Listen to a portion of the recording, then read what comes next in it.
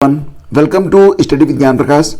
देखिए friends, SSC CGL की ओर से एक इम्पॉर्टेंट नोटिस जारी की गई है, लेकिन उसके पहले आपको बता दें कि यहाँ पर जो आवेदन की लास्ट डेट थी वो 2 मई थी और इसे अब बढ़ाकर 5 मई कर दिया गया है, यानी कि 5 मई तक आप आवेदन कर सकते हैं। कुल पदों की संख्या यहाँ पर कितनी है तो 7500 पद हैं। ये जो है अप्रॉक्सीमेट है, आगे पदों की संख्या बढ़ भी सकती है। और इसके लिए जो एलिजिबिलिटी होती है वो यही होती है कि अगर आप स्नातक हैं तो आप आवेदन कर सकते हैं। एज लिमिट के बारे में बात करें तो यहाँ पर जो एज लिमिट है वो 4 खंडों में बटा हुआ है, लेकिन ध्यान दीजिए कि अगर आपकी उम्र 18 से लेकर 32 साल तक है तब आप इसमें आवेदन कर सकते हैं। वहीं पर अगर आप रिजर्व कैटेगरी में आते हैं तब आपको जो है 3 साल की छूट मिलती है, यानी कि ऐसी कंडीशन में आपकी उम्र अगर 18 से 35 साल के बीच में है तब भी आप आवेदन यहाँ पर कर सकते हैं। तो लास्ट डेट जो कि 2 मई थी इसको बढ़ाकर 5 मई कर दिया गया है, यानी कि 5 मई तक आप इसमें आवेदन कर सकते हैं, जिसके लिए यहाँ पर एक इम्पॉर्टेंट नोटिस जारी की गई है combined graduate level examination 2023 CGL. तो इसके लिए 5 मई 2023 ये last date and time for making online fee payment है। और इसी के साथ जो last date for payment through challan during working hour of bank, आप 6 मई तक यहाँ पर अपना पेमेंट कर सकते हैं। करेक्शन विंडो भी ओपन होगा यह 10 मई से लेकर 11 मई तक, मतलब 2 दिन के लिए आपका जो करेक्शन विंडो है यह ओपन होगा। तो जो लोग अभी तक सीजीएल की इस शानदार वैकेंसी के लिए आवेदन नहीं कर पाए हैं तो वो आज भी आवेदन कर सकते हैं, पर्याप्त समय है। अगर आप अभी वीडियो देख रहे हैं तो अगले 1 घंटे में थोड़ी सी मेहनत करेंगे तो आपका फॉर्म फिलअप हो जाएगा। इसके बाद आगे बढ़ते हैं तो बात करते हैं लेखपाल भर्ती के बारे में, जहां पर संयुक्त युवा मोर्चा ने मुख्यमंत्री योगी आदित्यनाथ को एक पत्र लिखकर लेखपाल भर्ती का परिणाम दोबारा यानी कि संशोधित करने की मांग की है। तो मोर्चे के राजेश सचान का कहना है कि लेखपाल भर्ती परीक्षा में धांधली के मामले को संज्ञान में लेकर यूपी सरकार ने एसटीएफ जांच के आदेश दिए थे, जिसमें 15,000 अभ्यर्थियों को संदिग्ध मानते हुए आयोग को रिपोर्ट सौंपी गई थी, लेकिन उसके परिणाम पर रोक नहीं लगाई गई, जिससे अपात्र अभ्यर्थियों का चयन डॉक्यूमेंट वेरिफिकेशन के लिए हो गया है। तो फिलहाल डॉक्यूमेंट वेरिफिकेशन के लिए जो रिवाइज रिजल्ट है उसको जारी किया जाना चाहिए, यानी कि जो वर्तमान में रिजल्ट आया हुआ है उसमें से उन लोगों को बाहर किया जाए जो लोग इसके पहले मतलब यूँ कहिए कि धांधली में शामिल थे। तो सभी को बाहर करने के बाद इसका एक रिवाइज्ड रिजल्ट जारी होना चाहिए। हालांकि यूपीएससी ने इसके रिकॉर्डिंग जो है एक स्पष्टीकरण जारी किया था, जिसमें उन्होंने कहा था कि जिसके खिलाफ जो संबंधित विद्यालय से मतलब जानकारी प्राप्त हुई थी कि ये लोग नकल में पकड़े गए हैं तो उनके नाम बाहर कर दिए गए हैं। लेकिन अब सबसे बड़ा नाम तो रितु सिंह वाला मैटर था, जिसको लेकर मतलब काफ़ी हल्ला मचा। तो उसके बाद अब ये बात तो क्लियर है कि सभी के नाम बाहर नहीं हुए हैं। तो सभी के नाम बाहर करने के बाद मेरिट भी डाउन हो सकती है। अगर ऐसा हुआ डेफिनेटली, अगर रिवाइज रिजल्ट जारी होता है और 15,000 सभी संदिग्धों के नाम बाहर कर दिए जाएं तो मेरिट डाउन जरूर होगी। कितनी डाउन होगी ये तो आने वाला समय बताएगा, लेकिन फिलहाल यही कहा जा सकता है कि आगे चलकर कुछ न कुछ अच्छा और देखने को मिल सकता है। देखते हैं आगे क्या होता है। फिलहाल अगली खबर है कि सुप्रीम कोर्ट जाएगा यूपीएससी असिस्टेंट प्रोफेसर बीएड भर्ती का मामला, हाई कोर्ट के फैसले को चुनौती देगा आयोग। तो अभ्यर्थियों के आवेदन शुल्क लौटाने और पुनर्विज्ञापन जारी करने का आदेश हो चुका है। जैसा कि आप लोग जानते हैं कि कुल मिला के यहाँ पर बीएड के लिए जो प्रवक्ता की सीट थी उस पर जो एनसीटी का रूल कहता है वो और जो यूजीसी का रूल कहता है वो दोनों में थोड़ा सा अंतर विरोध है, और इसी वजह से जो मामला है वो लटक गया है और मामला अब कोर्ट में है, जहाँ पर कोर्ट ने यह इंडिकेट किया था कि अगर कोई अभ्यर्थी बीएड में प्रवक्ता बनना चाहता है तो उसे बीएड करना कंपल्सरी होगा। जहाँ पर यूजीसी का नियम यह स्टेट करता है, यह जो है लिखा गया है यूजीसी के नियम में कि अगर आप बीएड में प्रवक्ता बनना चाहते हैं तो अगर आप एमएड या फिर एमए इन एजुकेशन है तो भी आप आवेदन कर सकते हैं।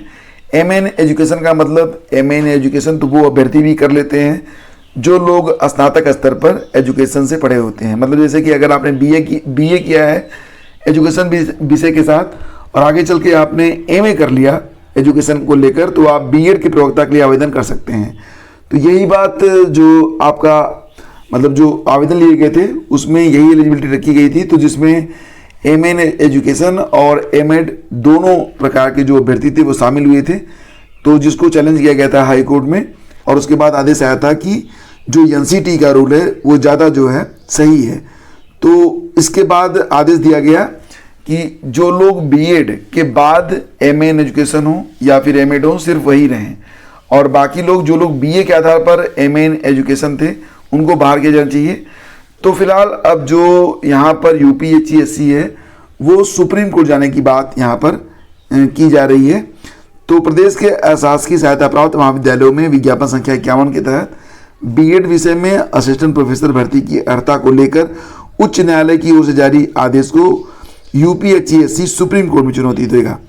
तो आयोग की ओर से जल्दी सुप्रीम कोर्ट में याचिका दायर कर दी जाएगी। और आप जानते ही हैं, मैंने आपको सारी बात बताई कि कुल आवेदन की जो प्रक्रिया है पूरी हो चुकी है। अगस्त 2022 में ही कुल 1,14,000 अभ्यर्थियों ने दावेदारी की है। बीएड विषय में अर्हता को लेकर पेच फंसा हुआ है। बीएड में असिस्टेंट प्रोफेसर के कुल 93 पद हैं। तो यहाँ पर यूजीसी के मुताबिक जो एलिजिबिलिटी है तो उसी के मुताबिक जो है आवेदन लिए गए थे। एक अभ्यर्थी ने पिछले दिनों हाई कोर्ट में याचिका दाखिल कर मांग की थी कि असिस्टेंट प्रोफेसर भर्ती नेशनल काउंसिल टीचर्स एजुकेशन यानी कि एनसीटी की ओर से निर्धारित मानकों के अनुसार किया जाए तो बेहतर रहेगा। और इसके बाद ये भी कहा गया था कि पूर्व में जारी विज्ञापन निरस्त करते हुए पुनर्विज्ञापन जारी किया जाए। तो फिलहाल सारी बातों का निष्कर्ष ये है कि अब यूपीएससी सुप्रीम कोर्ट जा रहा है और सुप्रीम कोर्ट से जो भी आदेश आएगा उसके मुताबिक ही ये भर्ती आगे बढ़ेगी। नेक्स्ट है कि शिक्षकों की कमी के बीच सत्र शुरू। जैसा कि आप लोग जानते हैं कि चयन प्रक्रिया 2023 में नए सत्र की शुरुआत, मतलब जो नया सेशन स्टार्ट हो रहा है स्कूल कॉलेज में, वहाँ पर अगर देखा जाए तो टीजीटी पीजीटी 2022 के बारे में बात करें 4163 पदों पर आवेदन लिए गए थे, जिसकी एग्ज़ाम के बारे में अभी तक कुछ भी पता नहीं है। एलटी ग्रेड के बारे में बात करें तो एलटी ग्रेड के लिए भी लगभग यहाँ पर बहुत सारे मतलब कितने पद हैं ये तो कहा नहीं जा सकता, लेकिन अबाउट 8000 के आसपास पद रिक्त हैं, जिसमें 6000 का अध्याचन भी आयोग को मिल चुका है। लेकिन दोनों ही शिक्षक भर्तियों के बारे में कुछ भी पता नहीं है कि एलटी ग्रेड, और फिलहाल तो एलटी ग्रेड का विज्ञापन ही जारी नहीं हुआ है। लेकिन यहाँ पर टीजीटी और पीजीटी का जो आवेदन लिया गया था उसकी परीक्षा कब होगी ये भी अभी बहुत संशय में स्थिति है। तो फिलहाल यहाँ पर जो मतलब टीचर्स हैं उनकी कमी के साथ ही नया सत्र शुरू करना पड़ा है, क्योंकि सत्र जो है वो नियमित करने की एक बड़ी जिम्मेदारी इस समय संस्था पर चल रही है। और बेसिक शिक्षा परिषद के सचिव ने 30 अप्रैल तक की वरिष्ठ सूची मांगी, तो सिर्फ 2 दिन का अंतर, प्रमोशन से चूक जाएंगे 6.5 हजार टीचर। तो यहाँ पर जो मामला था वो ये है कि 1 मई को जारी आदेश में सचिव ने कट ऑफ डेट बढ़ाते हुए 30 अप्रैल तक की वरिष्ठता सूची मांग ली है। मतलब जो वरिष्ठता सूची होगी वो 30 अप्रैल तक की होगी, जबकि 12,460 सहायक अध्यापक भर्ती में चयनित 51 जिले के लगभग 6,512 अभ्यर्थियों को मुख्यमंत्री योगी आदित्यनाथ ने 1 मई 2018 को नियुक्ति पत्र वितरित किया था, और इनको जो कार्यभार सौंपा गया था वो 2 मई को सौंपा गया था। यानी कि मात्र 2 दिन का अंतर, और प्रमोशन से चूक जाएंगे लगभग 6,500 शिक्षक। तो सालों बाद होने वाले परिषदीय शिक्षकों की प्रमोशन से 6,500 अध्यापक मात्र 2 दिनों के अंतर से वंचित रह जाएंगे। बेसिक शिक्षा परिषद के सचिव प्रताप सिंह बघेल ने पहले 31 मार्च 2023 तक न्यूनतम 5 साल की सेवा पूरी कर रहे शिक्षकों की पदोन्नति के लिए वरिष्ठता सूची अपलोड करने के निर्देश जारी किए थे। तो देखते हैं आगे क्या होता है फ्रेंड्स। और इसी के साथ अब जो लोग पीएचडी में, जैसे कि प्रोफेसर राजेंद्र सिंह रज्जू भैया राज्य विश्वविद्यालय और संबद्ध कॉलेजों में पीएचडी में प्रवेश चाहते हैं, कुल 534 सीटें हैं। तो इसके लिए जीआरएफ के 370 अभ्यर्थी पंजीकृत हैं। जीआरएफ अभ्यर्थियों को लिखित परीक्षा से छूट मिली है, इससे सामान्य अभ्यर्थियों को दाखिले की राह आसान नहीं होगी। बीते 2 मई को हुई लिखित परीक्षा में कुल 534 सीटों के सापेक्ष 1,887 मतलब कि 1,887 सामान्य अभ्यर्थियों ने लिखित परीक्षा दी है। तो इन अभ्यर्थियों को इंटरव्यू भी देना होगा। लिखित और इंटरव्यू में मिले अंक के आधार पर सामान्य अभ्यर्थियों को पीएचडी में प्रवेश दिया जाएगा।